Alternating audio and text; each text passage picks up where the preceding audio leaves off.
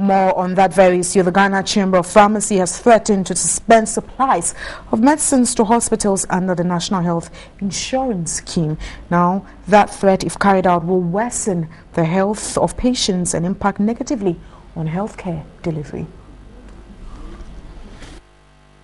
The position remains the same, and except to add, it's not an entirely withdrawal or a trade, but we've gotten to a stage where the distributors have really run out of stock. Their suppliers are no longer giving them goods on credit.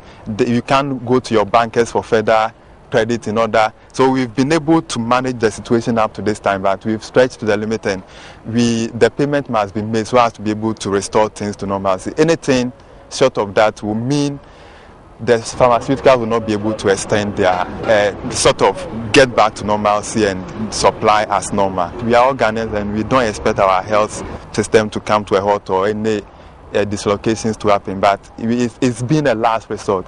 We are talking about May, so this we should have been, this demands has been making for, we've been making demands for all this while, but on the quiet or in silence, but it has really come to a point where we think in the general public must hear, and should it happen, there are supplies here and then they get to know this is the reason for the shortfall in supply.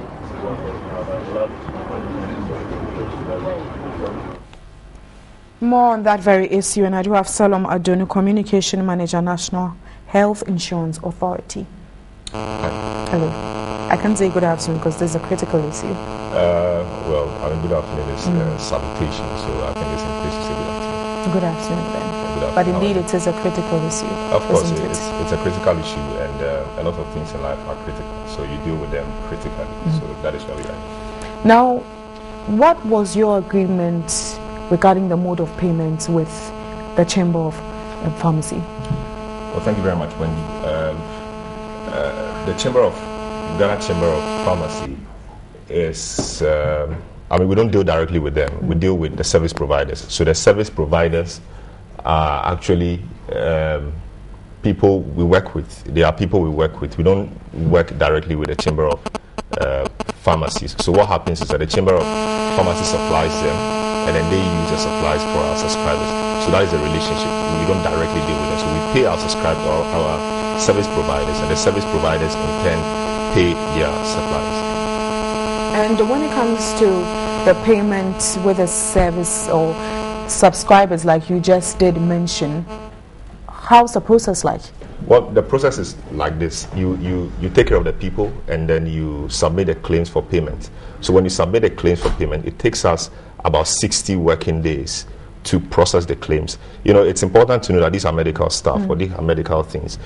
We have claims processing centers, very resourced, very professionally run claims processing centers in 4 parts of the country. We have one in Accra, we have one in Kumasi dealing with the Middle Belt, we have one in the in Central Region, Cape Coast, dealing with the other coastal side, and we have one in Tamale dealing with the 3 northern regions, and one in Accra.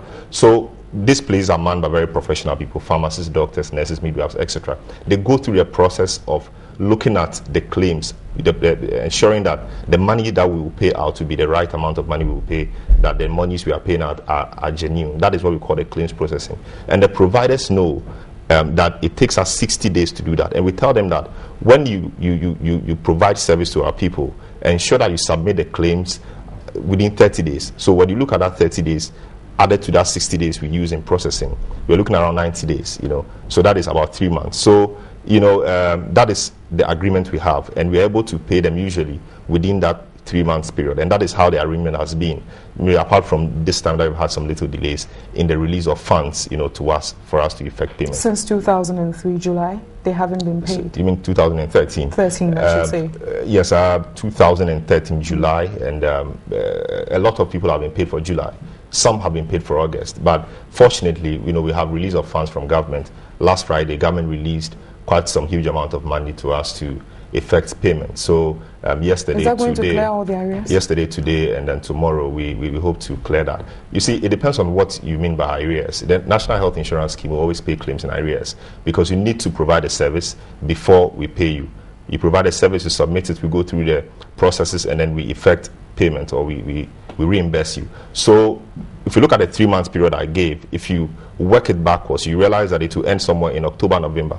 So if we are able to pay till October, then it means that we are really on track. though November, December, and January may be outstanding. That is still arrears, but that is how we work. So you can't really refer to that as NHIS is owing you, though we may be owing. But that is the arrangement we have. So anything, I mean, I'm just trying to explain the process to you. So that is the agreement we have with them. So anything beyond November or October, we'll be able to clear till the August per the amount of money which has been released to us. Now, they are worried because they've taken loans to deliver the service they are supposed to deliver. And you, from the explanation you've given, even if they are aware about what you've just said, it's a concern to them. This is a scenario where they're saying that we're going to suspend delivery of medicines. What happens then? Well, it's unfortunate that we've come to this point. But the good news is that they will not get to suspend service because they gave up to 10th February to do that. And as I speak to you, payments are being made. So that has been taken care of. It's just that it has come in the news. So we are talking about it. But effectively, payments have been made. So by tomorrow next, we'll have finished clearing the system. What will be left will be between their banks and their people because we pay, it may take a day or two to reflect. But like I did mention earlier on about the arrears and payments. Is that going to take care of everything they are mentioning now? Yeah, it will take care of everything as far as our systems are concerned. So for example, between October and November, if you work it backwards, today we just entered February. We don't even have claims for January coming in yet. You know, some people are still bringing in their December, November claims. So we only pay per the arrangements we have. Calculate 3 months backwards. It will get to somewhere October, November. That is what we'll be able to pay up to per the arrangements we've had with them. And this has happened once. It might happen again. When was the last time you did meet the middlemen to ensure that they also speak with these service providers? You know, the NHIS is all about stakeholder engagement and stakeholder management. We've done a lot of, our job mainly or largely is about stakeholder management. We do a lot of these. Last 2 weeks, we had a stakeholder engagement with certain group of providers or certain group of people in the health sector. Next week, on the 13th February, we are having another kind of stakeholder engagement with people in the health sector. So our job is like that. We keep meeting the people every time. For that reason, we have a whole department devoted to provider relations. So we do a lot of these things every time. But it's also important to make the point that, you know, we've reached this place because the NHIS has been very successful.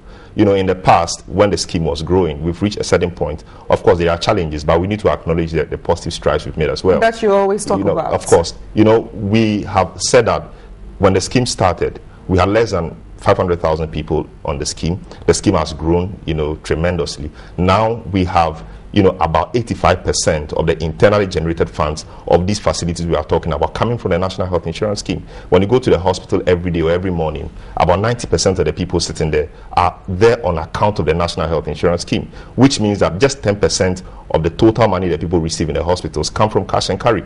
So it's just possible, it's just true that, you know, if the National Health Insurance Scheme delays a bit, maybe a month or two even, I mean, it means that their capital will be locked up with their main, you know, business partner. That is where we are now. So, you know, it's a business relationship. All along, you never heard of anything like this because things have been going well. This is just a one-off situation, and fortunately, but there have been issues with payments several, not just with the pharmacy. But if we're talking about, there'll always be issues with payments, as I explained earlier. We always have areas to clear. If we're talking about growth and expansion of the NHIS, yes, the implementers should know that a lot more people will roll on board because we're talking about education. People should come on NHIS. How are we going to ensure that these problems end? Are we ever going to see an end? Well, it's a good question you've asked. I mean, it's just like any human endeavor. I'm not sure that Ghana as a country or the world as we have it can say that we will have a time where there will be no problem. It's like the onion. You peel one layer of problem, you solve it, you deal with it, you kill it off, another one shows up. You know, 3 months ago or 2 months ago, even last week, we were not talking about this problem. We've almost dealt with this. Next week, another problem may come entirely, which you have to deal with. What is important is that we have hints of it.